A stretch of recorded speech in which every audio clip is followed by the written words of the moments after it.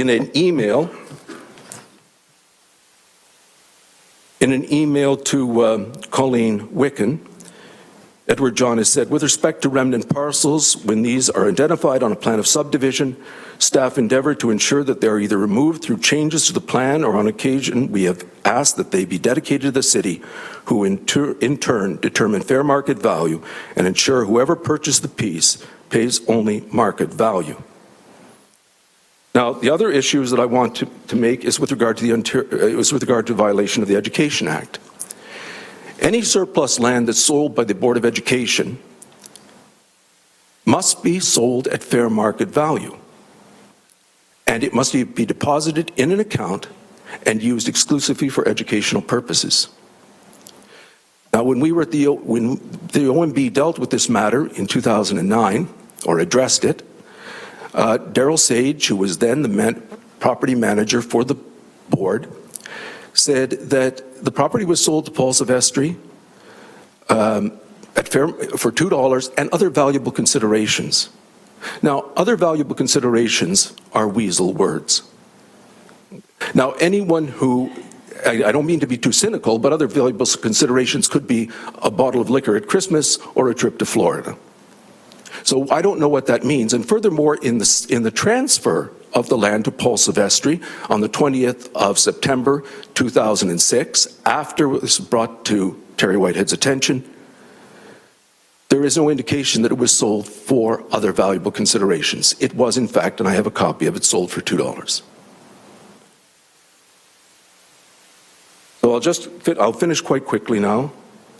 Third, because Paul Silvestri, the developer who is applying to have this wedge of land rezoned, has been intransigent in his dealings with the City of Hamilton regarding this matter by refusing to accept the compensation offered by the city for the cost of the installation of services in exchange for transferring the ownership of the wedge of land to the city to be used as easement. It is our view that the Planning Committee should hold in abeyance his request for rezoning until this issue is resolved. While I'm aware that it is the city's obligation to make its best effort to reclaim a developer's costs for the installation of services, I wish to point out that it is also the responsibility of the city to make its best effort to oversee and safeguard the property rights of tax-paying residents, as the paying of taxes is a social contract that carries with it implicit ethical and legal obligations. And just in closing, I would simply add that I appreciate having this opportunity, because this is the position, in brief, that I will be presenting to the OMB whenever that date is set. Thank you. Thank you very much. I appreciate that. Now, I just want to check with Madam Clerk before I do have two councillors who would like to ask a question, but this is at the OMB and we're on a very thin wedge here, all right? So, Madam Clerk, would you please confirm what questions can be asked, or can there be questions asked, and what grounds should we not be traveling into? I would say anything that deals with the OMB issue shouldn't be dealt with. So we should not be asking questions, we should be receiving the delegate? Yes, thank you. I would caution everyone, I think that's what we need to follow. Okay, so motion to receive the presentation, Councillor Pearson. Councillor Pearson? I'm sorry, Madam Chair, but the clerk said anything that has to do with the OMB appeal, that we shouldn't ask a question. My question's not about the OMB appeal in itself, it's about the wedge. And I know it's before that, but that was the question. So it has nothing to do with what's happening at the OMB. I just want to ask a historical question on that. So let's ask the question and then we'll find out. My question, Madam Chair, is I wanted to ask the presenter, how long ago was this wedge created and who created it?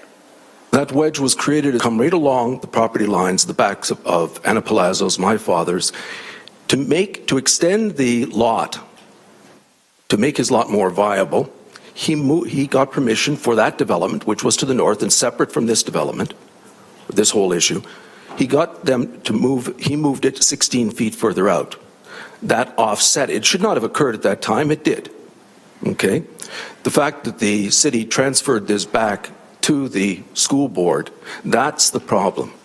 They should have retained it and declared that it as easement. And that's in fact what they would do now. Okay, and thank you. That was the question. All right, thank you, Councillor. All right, thank you very much. So motion to receive, Councillor Pearson, Councillor Johnson, all in favor? That is carried. Thank you, very sir, much. for coming in. I appreciate that. All right, so we've received the delegation. So we're now in the public meeting section of the agenda. And as per the changes to the agenda and at the request of the applicant's agent for item 6.5, we could consider that next if the committee so agrees. All right? So, no? All right, yep, no, I'm fine with that. We'll come back. Just let me get to item. So we'll deal with item 6.3 in the public section next, which is the application for approval of a draft plan of condominium for lands this would be Ward 9 in Stony Creek. Members of the public, in accordance with the provisions of the Planning Act, please be advised that if a person or public body does not have oral submissions at a public meeting or make written submissions to the Council of the City of Hamilton before Council approves the draft plan of condominium, the person or public body is not entitled to appeal the decision of the Council of the City of Hamilton to the Ontario Municipal Board, and the person or public body may not be added as a party to the hearing of an appeal before the Ontario Municipal Board unless, in the opinion of the Board, there are reasonable grounds to do so. Are there any members of the public wishing to address this application? Are there any members of the public wishing to address this application? Are there any members of the public wishing to address this application to the committee? All right, so I'm seeing no one coming forward to speak. So may I have a motion to close the public meeting? Councillor Johnson, Councillor Connolly, all in favor? May I have a motion to waive the staff presentation, or would you prefer to see it? And I'm going to come to the ward councillor. Councillor Connolly, please. Your microphone, please.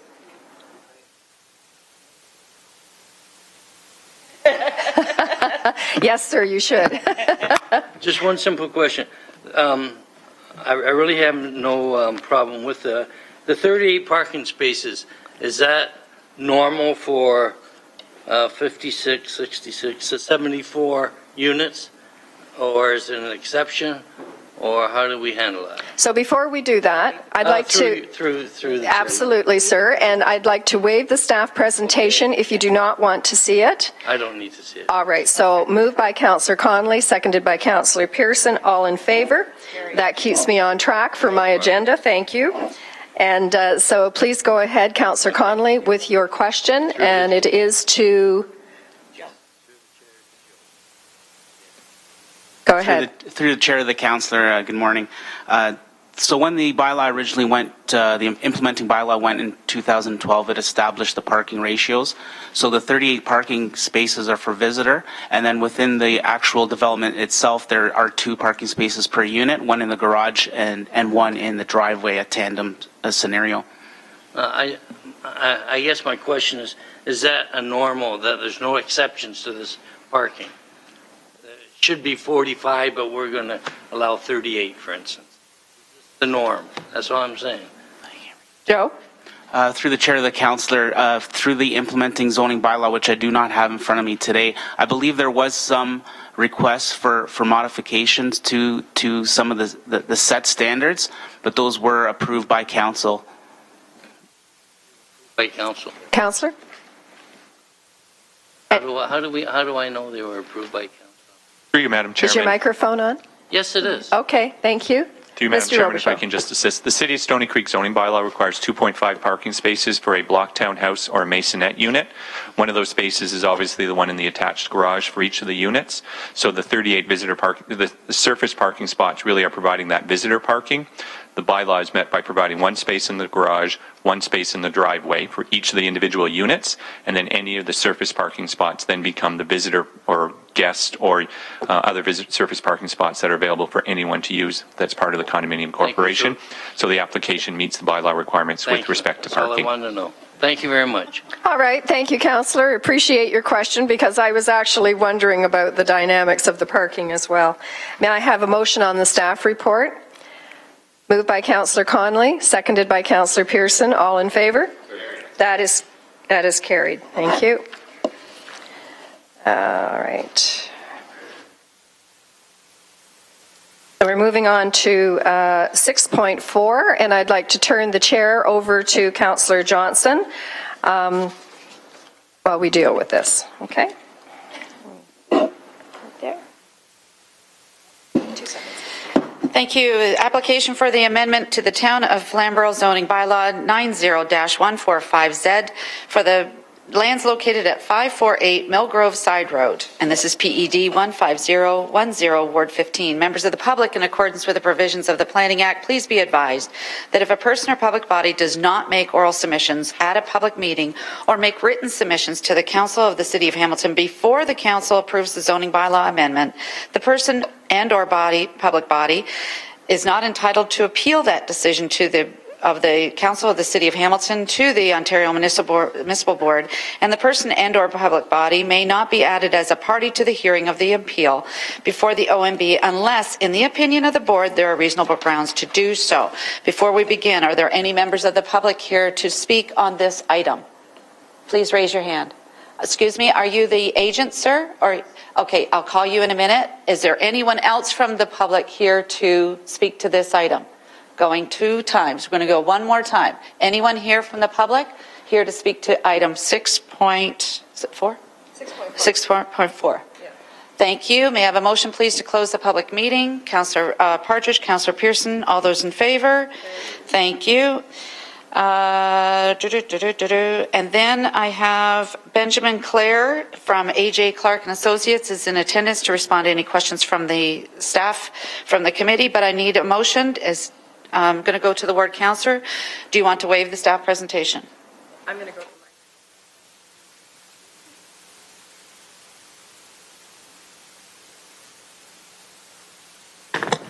Yes, thank you. I'm fully in support of this. I will waive the staff presentation. Thank you. A motion to waive the staff presentation by Councillor Partridge, seconded by Councillor Farr. All those in favor? Thank you. So, Benjamin Clare, you're here to respond to any questions right now. I'm assuming that you're in support of the recommendation before us today? Add a provision that the staff know about already? Okay, so why don't you come on down? Thank you, Heather. Heather's in place.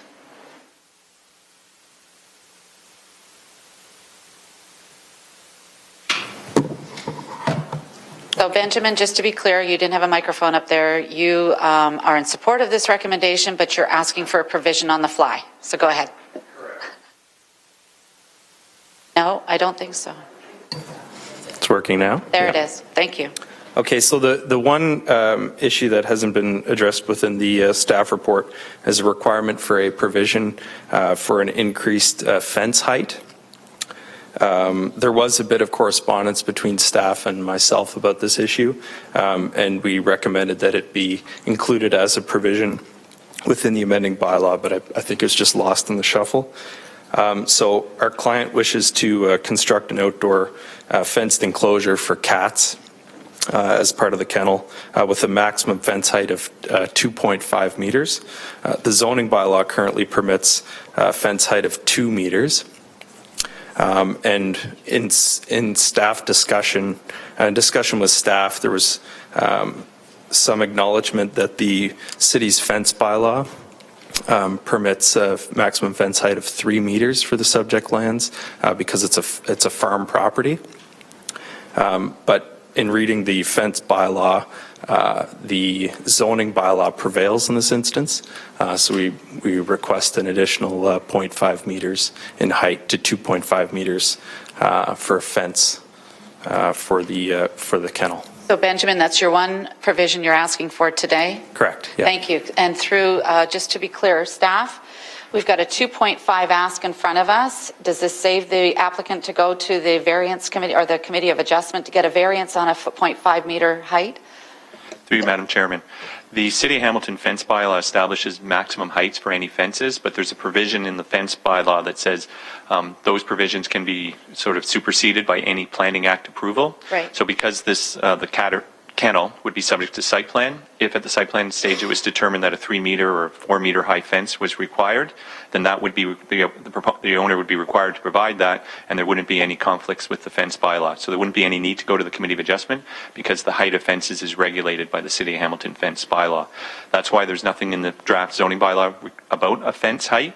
It would be implemented at the site plan stage. Okay, thank you. And just to be clear for this committee and what their decision-making powers are, this is a 2.5 ask at the gate. You're saying during site plan, you may want it even higher. This gives you the opportunity to go higher if we don't allow this provision? What is the Through you, Madam Chairman, there's no requirement for the committee to make it as a condition of the approval. It can be a direction to staff that through the site plan stage to ensure that a fence of X meters, a minimum height of X meters be provided. And like I said, that would then be part of the site plan approval. That would form the approved plans, and then the proponent or the property owner would be required to provide and maintain that fence height. Often, as you know, changes in topography and grade. Sometimes at some areas we may want a fence that's 3 meters in height and 2.5 meters, as long as we're providing a minimum of certain height overall to provide that screening and privacy that the proponents are seeking. Okay, so just to be clear, you're telling the committee they can have the authority to direct staff. So I'm going to go to the ward councillor and put the ball in her court. Yes, thank you, Madam Chair. And hearing that it is to be dealt with at the site plan, if I'm hearing that accurately, I am involved in site plan development and approval with all of my applications, so I would be quite fine with it being dealt there. Okay. My question to staff is, though, is that good enough, or do they need direction? Thank you, Madam Chairman. It may be best to provide it as a direction that we provide a minimum fence height of X meters, and that at the site plan stage, we will then follow up on that direction. Councillor? And thank you, Madam Chair. Do we need to specify the height when you say X meters? Do we need to specify that in the direction? Through you, Madam Chairman, I would suggest yes. If 2.5 meters is what the committee deems to be appropriate, then we could add a recommendation that at the site plan stage that we ensure that a fence of a minimum height of 2.5 meters be provided. Councillor? All right, and I guess I always have difficulty with these kind of amendments coming on the fly, because we don't know whether 2.5 meters is going to be adequate or if it needs to be 3. Jack Tier, Yeah, I no, think go that the ahead. staff is asking for direction that we impose a minimum 2.5, which means it can potentially go higher depending on what happens at site plan with you being involved. Okay, and so Can I sorry to interrupt. I just want to finish off, Councillor. yeah, Partridge's please thought. let me finish. So if that's what's required, then I will make that motion that it be a minimum of 2.5 meters, that it be dealt with at the site plan stage. If I can get a seconder for that. And seconder, Councillor Conley? Okay. All right, thank you. Thank you, Councillor Partridge. I'm coming back to the speaker now. You heard the conversation that the committee gives staff direction through Councillor Partridge's motion that a minimum 2.5 meter height, which means it could potentially go higher, or it stays at 2.5. You asked for a 2.5. Are you happy with that direction? No, sorry, I probably didn't introduce the issue adequately. So currently there's a 2 meter maximum on the property based on the current zoning bylaw. We require a 2.5 meter maximum to give our client adequate room to go up to 2.5 meters for the exterior enclosure. Okay, so again, going back to the bylaw, it's 2 meters. You're requesting 2.5. Would the direction, just to get this clear before I go to staff, would the direction be, happy for you, if Councillor Partridge amends her motion to a minimum of 2 meter, which means it could potentially go higher than 2 meter rather than 2.5 meter? It doesn't matter, it's still a number.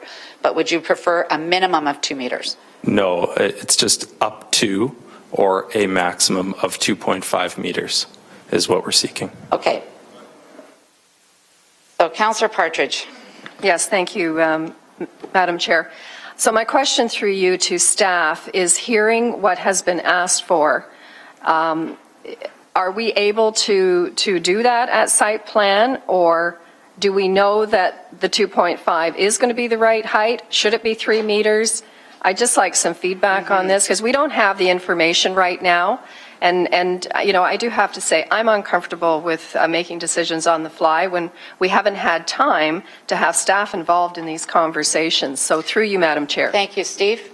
Through you, Madam Chairman, May I suggest that the wording would be a minimum of 2 meters, and that would allow us at the site plan stage to determine the appropriate height. And as you indicated, we always involve your office in any site plans affecting within your ward, so we can have that discussion at the site plan stage. And then we will put a note in the file suggesting that to look at 2.5 meters plus or minus, depending on the topography, and to ensure it provides that adequate visual barrier that's being requested. So I think a Councillor. minimum of 2 meters would be sufficient for the purposes, and that would just be a new item C to the staff recommendation, that a minimum fence height of 2 meters be provided along the property line to provide screening and buffering. Councillor? All right, thank you for that. But through you, Madam Chair, if we say a minimum of 2 meters, and yet we, at the time of site plan, decide that 3 meters is required, that's still going, we will still be able to do that. Is that accurate? Through you, Madam Chair? Steve? Through you, Madam Chairman, that is correct. Under the fence bylaw, it says that any planning act approval by committee or by the city supersedes the maximum height in the fence bylaw. So if it's determined at the site plan stage that 2.5 meters, 2.75 meters, or 3 meters is the appropriate height, if that is what is shown on the approved site plan, then that is okay, and it doesn't conflict with the fence bylaw or require any other approvals by the applicant. All right, thank you for that, and then I'm fine with that. Thank you, Madam Chair. So back to you, Mr. Speaker. We have a direction now to tell staff minimum 2 meters. That gives you that half-meter leeway, so you're not having to come back to committee of adjustment to get all these things sorted out. So the direction from staff to staff will be a minimum of 2-meter height. So I believe that answers your 2.5-meter concern. So back in your court. Yeah, and we're good with the minimum of 2 meters. Perfect. I just want to clarify, just so that there's no surprises in the future, that the fence we're talking about is for an exterior enclosure area pertinent to the kennel, and not any kind of a visual barrier. No, I agree. Okay, thank you. So thank you very much. Can I have a motion, please, to receive Benjamin Clare, sorry, I forgot the last name. Councillor Partridge, Councillor Pearson, all those in favour? Thank you. So may I have a motion I'm going to go to Councillor Partridge to amend part of the direction, and then we'll have a motion on the entire application. All right, thank you. And as I understand, through you, Madam Chair, to clerks, this would become item D. Item C, thank you, that it would be a minimum of 2 meters to be dealt with at the site plan approval stage with the ward councillor's office. And I'll move to So I've got that motion now. that. Yep, on the floor. Councillor Pearson seconding it. All those in favour of the minimum height for fencing? The amendment. Carried. Thank you. Going back to Councillor Partridge on the application as amended. So on the main motion as amended, I'd like to move approval, please. And I'll have a seconder in Councillor Pasuta, if that's all right. Thank you, Madam Chair. Thank you. All those in favour? Thank you.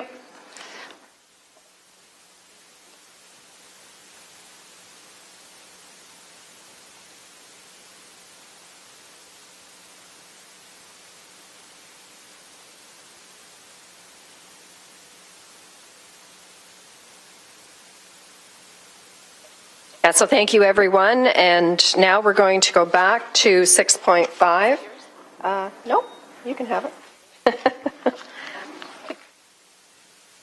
So on item 6.5, which is Ward 11, and it is the application to amend the Urban Hamilton Official Plan and Glanbrook Zoning Bylaw number 464. Members of the public, in accordance with the provisions of the Planning Act, please be advised that if a person or public body does not make oral submissions to a public meeting or make written submissions to the Council of the City of Hamilton before Council approves the Urban Hamilton Official Plan Amendment, the zoning bylaw, amendment and draft plan of subdivision, the person or public body is not entitled to appeal the decision of the Council of the City of Hamilton to the Ontario Municipal Board, and the person or public body may not be added as a party to the hearing of an appeal before the Ontario Municipal Board unless, in the opinion of the Board, there are reasonable grounds to do so. May I have a motion to receive the written comments concerning this matter from William and Barbara Lewis, which is item 6.5I on the agenda. Councillor Johnson. Yeah, thank you. And there's also other correspondence in the staff report without the person's name included. So I don't know where that differentiates. All right, so we'll ask Madam Clerk. At this point, we're receiving the comments in the letter submitted by William and Barbara Lewis, but what about the additional ones? Do we need to deal with them separately, or are they included in the application? They're included in the application. Normally, we don't receive them Yeah, so separately. normally we don't. No, and that's why I brought that up, because we have correspondence in the staff report with no names, no addresses, no nothing. And I understood that that's not, I've always had to tell people when they write in that it becomes public record if we send it off to the staff report. So I just want to put that out there. If you can get that answer ready when we're ready. Sorry, Chair. Oh, no problem, Councillor Johnson, and actually that point has been raised before. Would someone on planning like to comment on that at this point, or should we deal with it further on? Oh, I see. Sorry. So it's not a planning issue. It is a clerk's issue. So, Madam Clerk, may I have some comments on that, please? Yes, normally when somebody, we don't delete the name, but we do delete the address, because unless someone has signed delegation request where they know that their name and address will be printed, and that's under FOI. That's to protect their privacy. That's been our practice. Right, but we should be consistent with our practice. And as Councillor Johnson noted, it has been dealt with differently in certain applications. Can I leave that with you, Madam Clerk, to take up with your clerk's department? All right. Councillor Pearson, please. Well, and just to clarify, Madam Deputy Chair, or Madam Chair, that on the two items, Appendix C, 1 and 2, page 1 and 2, both, the whole name has been whited out, it appears. So that, just so I understand what we're looking at. Yeah, and thank you for pointing that out, because it is a little inconsistent on different applications, and we really do need to have that consistent. Through you, Madam Chairman, if I can just Yes. assist. Under our notice of complete applications, when we send it out to all the property owners within 120 meters, we do identify that any written correspondence we receive will be made public.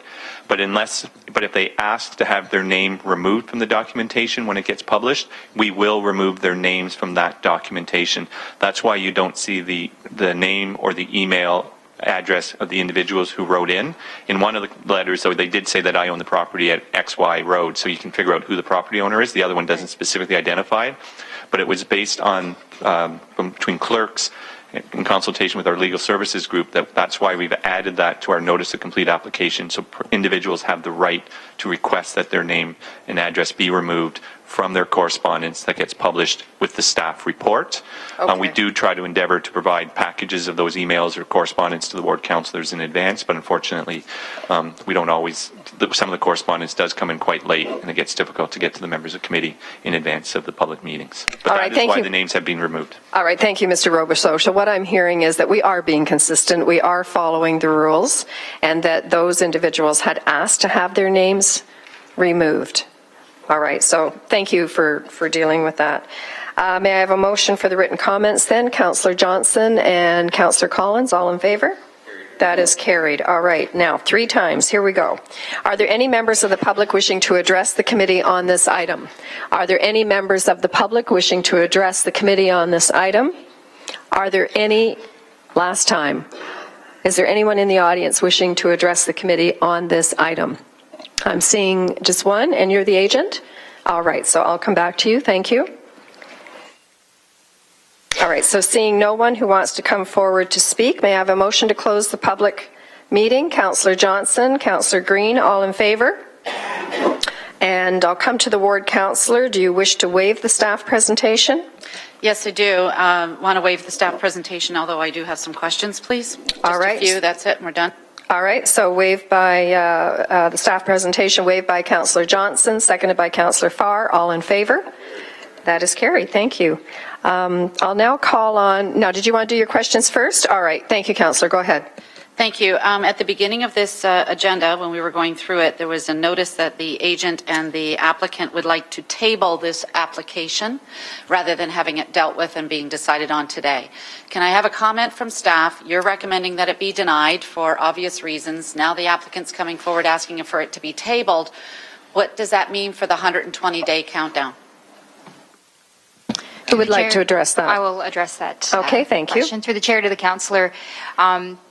If the item were to be tabled today, the clock or the 180-day clock would continue to tick.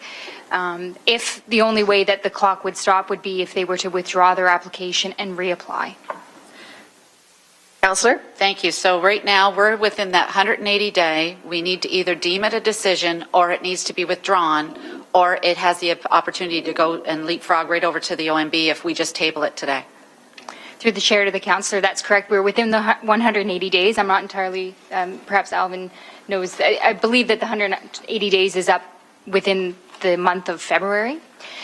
So the in order for them to not appeal for lack of non-decision, a decision would need to be made before the 180 days, or as you said, Councillor, they could withdraw the application and then reapply, and the 180 days would start again. Thank you. Those are my questions. All right, thank you, Councillor. And now call on Andrea Burri from MMM Group Limited, representing the applicant, to address the committee. Thank you and welcome.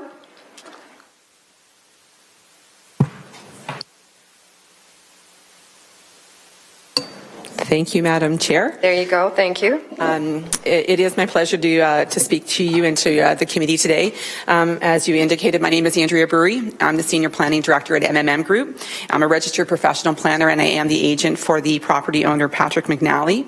A little bit of background information that I'd just like to share with you before I reconfirm my request, that is, in fact, to have you receive the report for information and allow us an opportunity to speak to staff. Mr. McNally has owned this property since 1971. He has raised his family here, and he's been an active member of the community.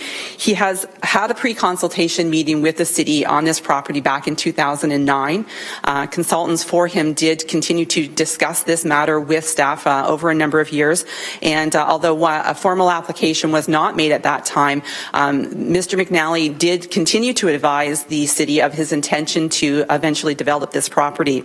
In fact, he did provide letters with respect to the staging and phasing plan in 2013 and in 2014, and there has been no response to those letters.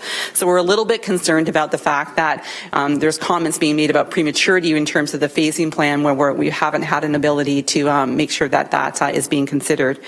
In 2014, MMM Group was asked to work with the McNallys on this development application, and we did have a pre-consultation meeting with staff. It was very helpful in April of 2014. The application was submitted in August of 2014, and the notice of the application being deemed complete was provided on October 24th, 2014. And I think that that's a very important date when we're talking about our 180-day time frame. So I just want to make sure that we're clear, and maybe staff can do a calculation of where we're at within our Planning Act time frame, because that is going to become important in my request. A little bit of an outline, as you already know, there is an application, 50 blocks. It's about 535 units, comprised of single detached townhouses and stacked townhouses, and a commercial block as well. We fully understand that this is a lengthy process, and it needs to coincide with the capital works improvements and continued development of the Binbrook area. That's exactly what our client has been trying to do over the last 45 years, is to ensure that things in Binbrook are poised to ensure that that community can continue to grow appropriately. We have no expectation, our client has absolutely no expectations that this property is going to be built tomorrow, but it is very important to deal with the planning approvals to ensure that there is proper coordination with the capital asset development, as well as the development of the Binbrook community. And that's why we are seeking to try and get that addressed. I think it's also very important to understand that, we understand the economic realities of this, and we're definitely trying to ensure that that we are being consistent with what the City of Hamilton is looking for in terms of development of the Binbrook area. So just to reiterate, I am asking for the committee to receive the report and refer the matter back to staff in order to allow us appropriate time to address comments. The reason why I'm asking for this is more to do with process than it has to do with content. And I'm going to make 3 key points related to process that I'd like you to consider. There's a lot more detail that I'm more than happy to get into in terms of questions or at a later date, but I want to try and keep my comments concise. So first, the staff report indicates that the application does not ensure an orderly and appropriate development, and it does not conform to the staging and development plan. And I submit to you that that statement is a little troubling for us, given that we've had pre-consultation, or Mr. McNally has had pre-consultation on this property since 2009 and has continued to express an interest in developing the property. As I indicated, has given formal written comments to the city with respect to that, yet it is not been considered to be on the staging plan. And I feel that there's a fundamental flaw in the system, that in order for it to get on the staging plan, there has to be an application, but we can't get the application dealt with because it's premature, because it's not on the staging plan. So I'd like to have the opportunity to have further conversations with staff about that before you render a decision.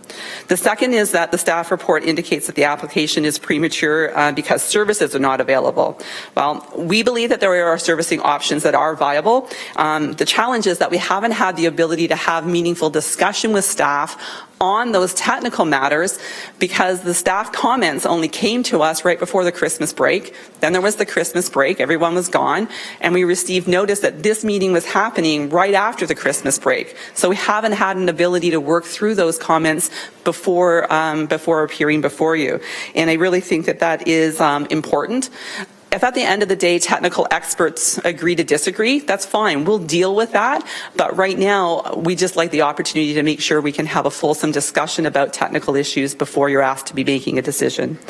And the third point that I'd like to make with respect to my reasons is that the staff report indicates that traffic volumes and the level of service at the temporary signalized intersection are premature.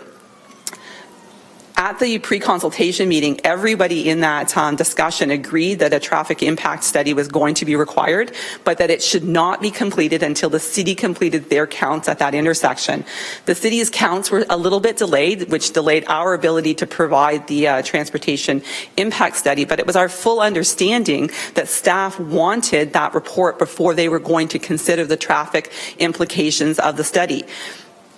Yet the staff report indicates that it's premature because the traffic impact study hasn't been provided. Well, the traffic impact study is done. It was done in accordance with how we agreed things were going to unfold in terms of the pre-consultation meeting. And I'd really like the opportunity for staff to be able to have that information before they make a statement about prematurity with respect to traffic. So in summary, really it's my position that our clients have full intention to work with staff in the city on this development.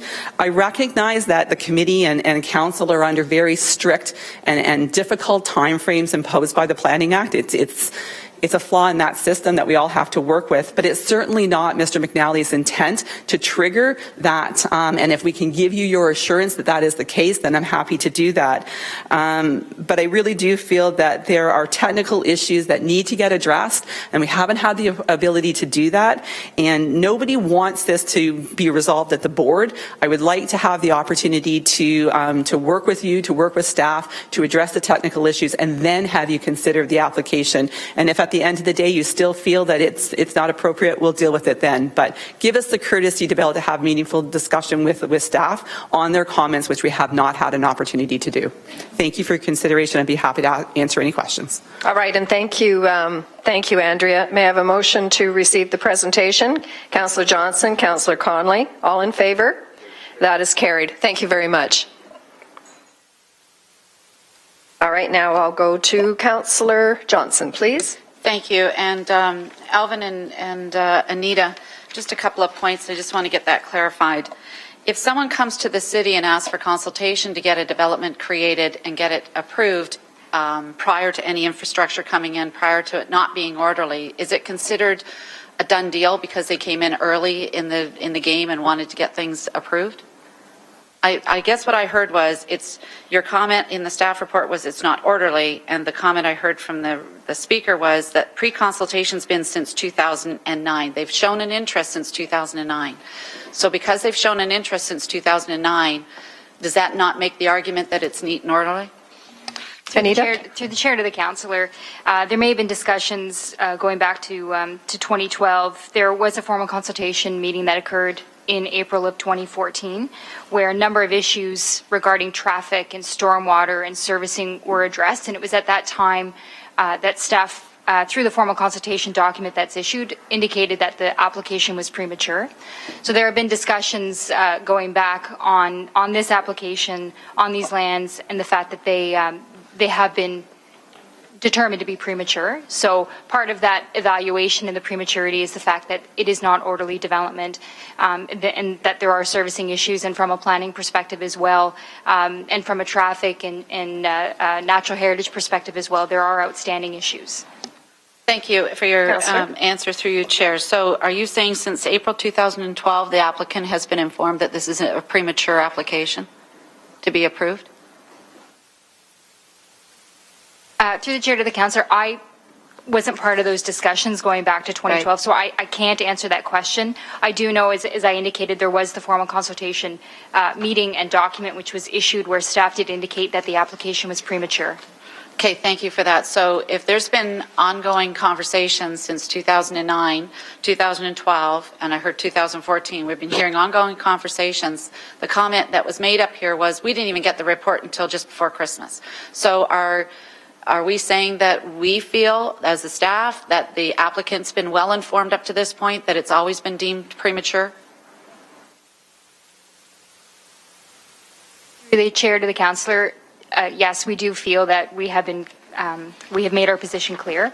The comments were just because of when the application was submitted and to try and bring the report forward within the 120 days, there isn't a lot of time for that discussion to occur. However, as I said, going back to 2012 and in 2014, and in Alvin sharing the comments to the applicant, it would have been clear that staff were not in a position to support the app. Thank you, and through you to Alvin. Alvin, you've been in contact with the applicant for quite some time, and you're saying is that you've had this correspondence going back and forth saying that this development is premature, there are concerns about infrastructure, traffic, et cetera, et cetera, et cetera, et cetera, and with neat and orderly development. Alvin? Through you to the chair, I took carriage of the file after the formal consultation, but it was identified that the applications would be premature on those basis of orderly development, servicing, traffic, and all the concerns raised. Again, I refer to the timing aspect with respect to 120 days in the report. So as Anita had mentioned, it didn't afford the applicant and or agent that time to have that lengthy discussion with staff. Notwithstanding, we did review all supporting documentation and have taken a position in it as presented in the report before you. Thank you. Sorry, And the last- Madam Chairman, Sorry. I just want to build on Mr. Chan's comments. Normally, coming out of formal consultation, we do not give a professional opinion, simply because the purpose of the formal consultation is to identify the reports and the studies and the other information so that we can then develop a professional opinion on the merits of the application. But knowing what we knew when coming out of the staging and development program, when they were developing and they were asking to be included or not, and then the comments we received at the formal consultation, we specifically advised the applicant that for a variety of reasons, predominantly relating to servicing, traffic, stormwater, sanitary, and water, that it was our professional opinion that the application was premature and that they should then use that period coming out of the post-formal consultation application period and prior to submitting their actual application to work through and address the issues, not to make the application, which then starts the clock ticking, and there's a variety of legal reasons why we need to respond quickly, Okay. and that we can then proceed in that fashion. So that's the benefit of the formal consultation. If there was major issues, we like to flag those for the applicant so that they don't make the applications. They're not cheap. There's not only the fees to the city, but there's also the fees, the consulting fees and putting the reports and studies together. Have those discussions with growth management or traffic and public works staff to identify what the issues are, what's the timing for the resolution of the issues, and then where does your application fit within that. The official plan is very clear. When council is making any decisions on a plan of subdivision, that plan of subdivision needs to be included in the staging of development program so that we can ensure that there's orderly development is occurring and we don't create that situation where either it's leapfrog development or we have the infrastructure deficit where the road network or other infrastructure cannot get caught up with those applications. If the application comes forward and council doesn't make a decision, and the applicant may say today I'm not prepared to go to the board, but in 3 months' time they feel that no progress is being made on their application, and then they appeal it to the OMB in order to focus staff's attention, it's usually that's the reason we're told, then it puts our legal staff in a very, it's a disadvantaged position for them, because now the applicant can continue to bring new information in. Growth management staff have to react on the fly to that information, and it doesn't give a chance for committee or council to consider that new application. When an application is denied, and if an applicant brings forward new information, then the legal can say, well, you know what, Mr. Chairman at the board, this is fundamentally different. It should come back to planning committee. Planning committee should take a look at this information and then provide direction to staff or to council, legal counsel, on how to proceed. So there are reasons both from the official plan, the process that led up to the application being filed, so it's why we feel that the applicant was advised, and then today is why we're bringing the application forward for a decision. Otherwise, you end up in a situation like Waterdown, where the entire community is planned without the benefit of a public meeting. And some areas, other areas of the city. Right. And what we're trying to say is, in order to involve the community, in order to involve planning committee in the decision making, in order to ensure that orderly development puts in place, that's why we have a staging and development program, and that's why we have to react. So it would have been my advice to the applicant is, prior to making your application, that's when you should have worked through these issues with growth management, and then tried to figure out where did you fit in the queue. Because they really are leapfrogging here. They're jumping one whole original township lot over, seeking to get draft plan approval and to modify the secondary plan, the neighborhood plan, so that does have implications for the adjacent property owner. To my mind, that's not the normal orderly development process. And you're not getting an argument. Sorry, I just felt I had to speak because I thought it was very important. I understand that, and I think all of us have had an application. Through the chair, please, through the chair. Thank you, through the chair. All of us have had an application where it has jumped the queue and it has circumvented the process, and the public hasn't had a say. So I totally agree. I just wanted to pull these things out, and the last question I had, according to the speaker, was they want to table this in order to work these things out. My understanding is the 120-day is finished at the end of February, even if it's a couple of days or a month here or there, depending on the discrepancy. Would we be able to say yes in 60 days or less to get this approved, and would all the infrastructure be in place in order to get this approved? Mr. Robichaud? I would have to look at, well, the first issue is it's outside of the staging and development plan. Right. So, and that would, I think Tony, Mr. Sergi is looking at the next update in 2 or 3 years, or... So it would be at least, annually, Mr. Sergi just indicated. Okay. So that issue wouldn't be addressed. The other issues are still fundamentally the same. Traffic is saying there's traffic issues. Engineering is growth management saying there's servicing issues. So the short answer is what they're saying to come back in 30 days or 60 days, the world won't change. Exactly, and that was where my question came. Nothing will change in 60 days, no matter how many studies they bring forward. It still is what it is. It's way outside the urban boundary, not urban boundary, but it's way outside the development boundary. So thank you very much for your answers, and at the appropriate time, I'd like to move the staff recommendation.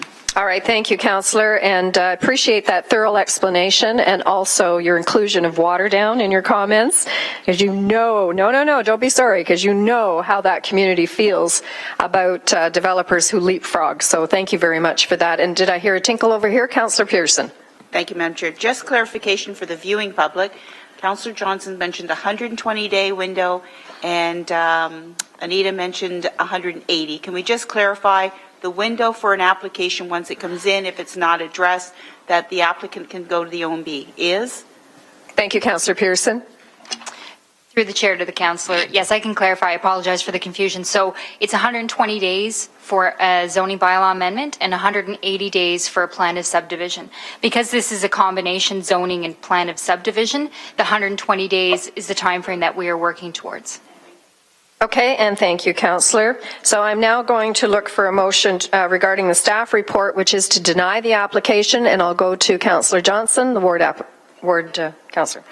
Thank you. I'd like to move the staff recommendation. I really want to thank the staff actually for staying on top of this. As you know, Binbrook Village has been growing nonstop since 1999.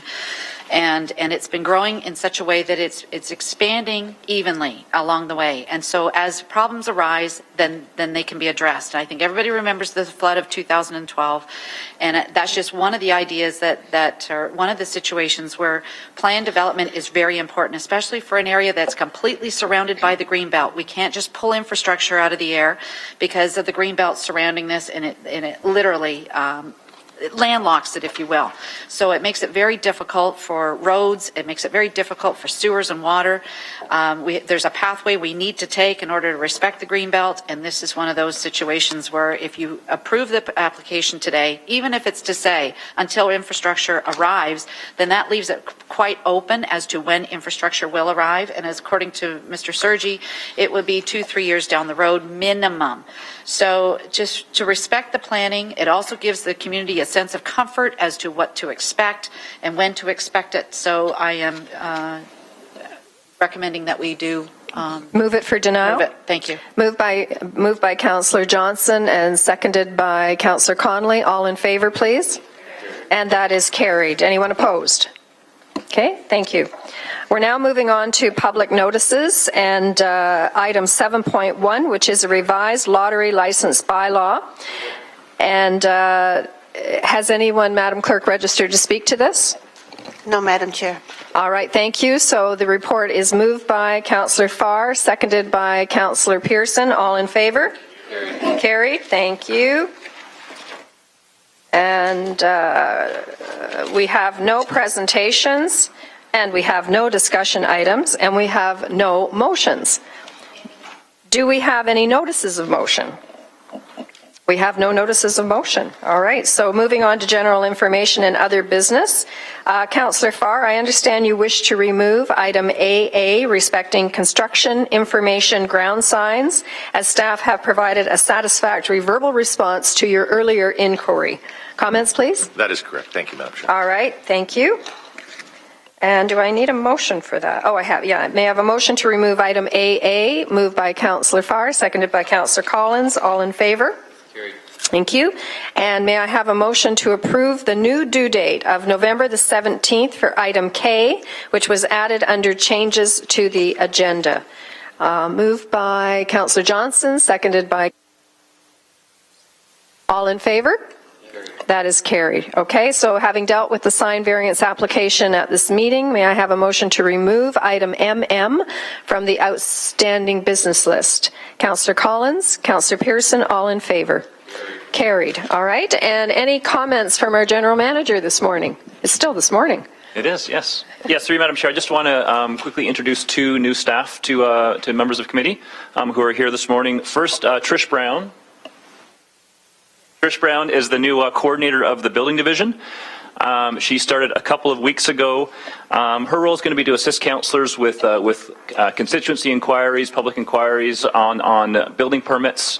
So she'll be sort of a point of contact for all members of council to be able to utilize it. Inspired a little bit by the coordinator role in municipal law enforcement that I think has been quite successful, having that liaison role within the building department. So Trish has quite a bit of experience. She worked pre-amalgamation at the City of Hamilton, worked in the clerk's department in Glanbrook, and will hopefully be a very valuable resource to all members of council. Secondly, I want to introduce somebody else who's actually been with the city for the last 16 years, Nick Anastasopoulos. I pronounced it correctly, I hope. Nick started yesterday as the new manager of development approvals. So that's the role that people familiar with Gavin Norman was previously in that role. He's now in Public Works, excuse me, in the Waterfront Group. So Nick has been, as I said, with the city for 16 years. Most recently, he was the supervisor of building inspections in the building department. Has an excellent reputation as a team leader and as someone who delivers really excellent customer service. So he'll be a very valuable addition to Tony Sergi's team as manager of development approvals. And I just want to quickly thank Sally and John for the extra duties that they had to take on after Gavin left while we were going through the recruitment process. Well, thank you very much. So Nick is the new Gavin. Nick is the new Gavin. Nick is the new Gavin. And I also want to thank John and Sally. They've been a pleasure, absolute pleasure to work with. They're very responsive, right on top of things, and I certainly appreciate it. A question for you, though, with regards to Trish. Welcome, Trish. She is the councillor liaison. Will there be meetings set up with councillors to be able to discuss with, would that be Ed under your bailiwick? Yes, through the chair. The position is new, and we are developing it as we speak. So Tricia is working hard in the last couple of weeks to develop that role and what it will look like. Yes. So as the next months roll out, you'll be picking up more of that role, and we'll be meeting with yourself and your admins in that process. I appreciate that, and I think everyone around the council table looks forward to working with both Nick and Trish, so welcome to both of you. And thank you very much. So we have no other business to deal with, and I'll just make note that it is 10:45 in the morning, and I'm going to be asking for a motion to adjourn. Councillor Collins? Councillor Collins, Councillor Johnson, all in favor? That is carried. Thank you, everyone. Well done. Thank you, Ida.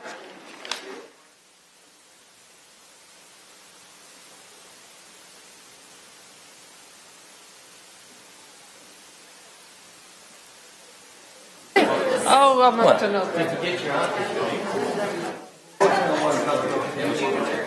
Yes.